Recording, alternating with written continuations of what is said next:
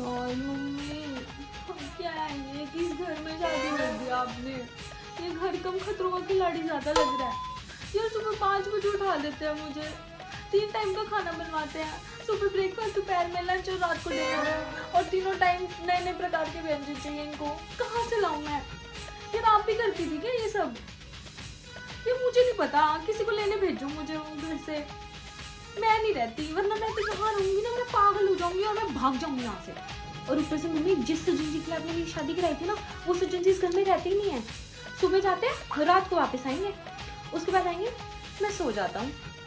और अगर सज्जन जी की माँ ने मुझे कुछ बोल दिया तो सज्जन जी की जुबान नहीं खुलती। कैसे रहूँ मैं इस घर में मम्मी, मुझे बता दो एक बार। वैसे मम्मी, मेरी सास भाई, जब भी मैं किचन में खाना बना रही होंगी ना मम्मी, तभी आ जाएंगे यार। उसके बाद कहेंगे, बहू गोल नहीं बन रही है तुम्हारी रोटी, जरा ध्यान से बनाओ।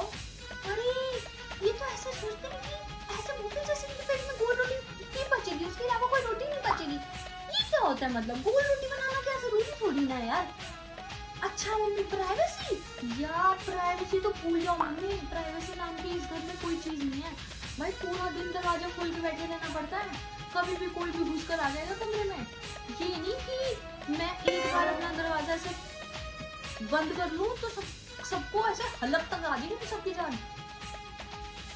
कोई प्राइवेसी नहीं है मम्मी, कोई नहीं। और अगर मम्मी मैं 10-15 मिनट अपने पति के साथ एक क्वालिटी टाइम स्पेंड करना चाहूंगी ना, तो उस टाइम में मेरी ननद आ जाएगी, भैया भैया सब बोली कहीं की। इतना गुस्सा आता ना, मन करता है पटक पटक के मारूं उसे। मम्मी, सारी गलती ना तुम्हारी है, तुमने ही मुझे मैनिपुलेट करके करवाई थी मेरी शादी।